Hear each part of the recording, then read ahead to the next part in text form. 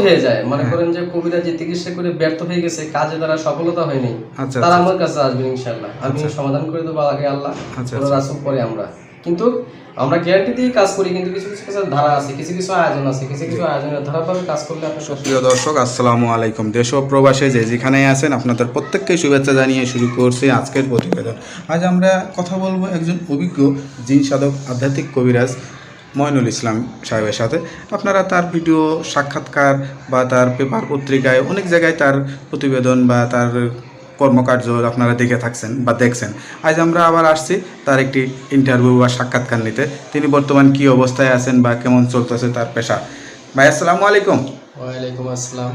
কেমন আছেন ভাই আপনি? ইনশাআল্লাহ ভালো আছি। তা কেমন চলতেছে আপনার সাথে? তো সাক্ষাৎকার আসলে অনেকদিন হয় না, অনেকদিন পরে আবার আসলাম। তো আসলে নিচে আপনিও আগে পরে নিয়েছেন সাক্ষাৎকার, কি আমি আগেও পরেও আমার ভিডিও দেখছেন, ইউটিউব দেখছেন, যারা ওই দেশের বাইরে এবং দেশে আছেন, যে বিভিন্ন রোগে ট্রিটমেন্ট করি, বিভিন্ন কিছু জিনিস শিক্ষা জীবনে আমার অনেক কিছু পাওয়া আছে, বিভিন্ন কিছু জিনিস শিক্ষা করে মানুষের উপকার করি।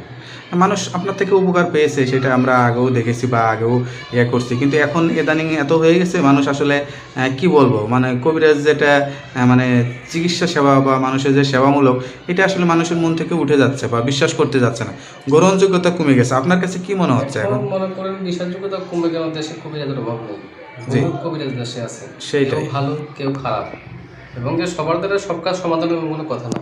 কারো দ্বারা হইতেও পারে, কারো দ্বারা নাও হইতে পারে, তবে মানুষ বুঝে চিকিৎসা করতে হবে। বড় বড় দায় রাখলে তো সে মনে করেন যে আলেম হয় না, ঠিক আছে, তার ভিতরে গুণ থাকতে হবে। বিশ্বাসযোগ্য বলে মানুষের মনে বিশ্বাস না করলে কোনো কাজ সমাধান হয় না, বিশ্বাস করতে হবে।